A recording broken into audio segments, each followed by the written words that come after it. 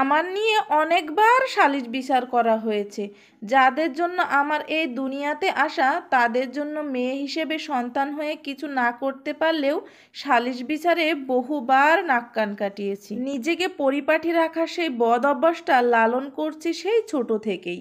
এক সময় আমার পরার জন্য 2টা মাত্র সুতি শাড়ি ছিল। ধুয়ে দেওয়ার পরে দেখতাম নেতিয়ে পড়তো।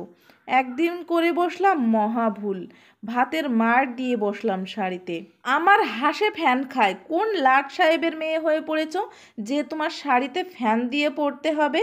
ব্যাস এটুকু কারণ। এরকম অনেক ধরনের কারণ আছে যেগুলো থেকে চুন থেকে পান খসলেই আমার বাবা মাকে সালিশ বিচারে ডেকে অনেক লজ্জিত করা হতো, অনেক ছোট করা হতো। সত্যি কথা বলতে আমার পক্ষে কথা বলার মতো এমন কাউকে আমি কখনো পাইনি।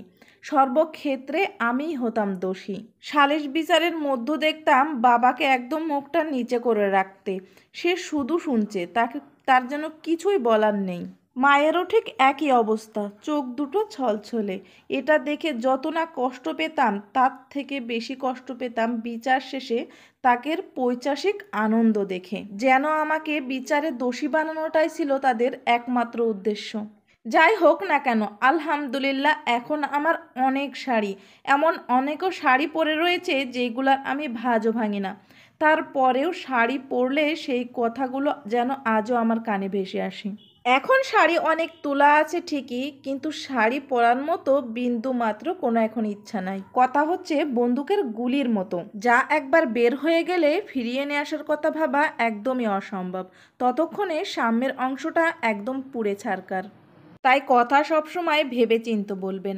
আল্লাহ কিন্তু চাইলে অনেক কিছু দিতে পারে, আবার এক মুহূর্তে সব কিছু কেড়ে নিতে পারে।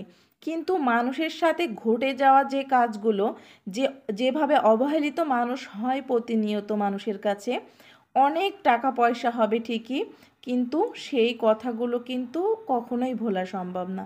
তাদের ব্যবহারগুলো যেন একদম চোখের সামনে ভেসে থাকে। তাই মানুষকে কথা বলার সময় একটু ভেবে চিন্তে বলবেন।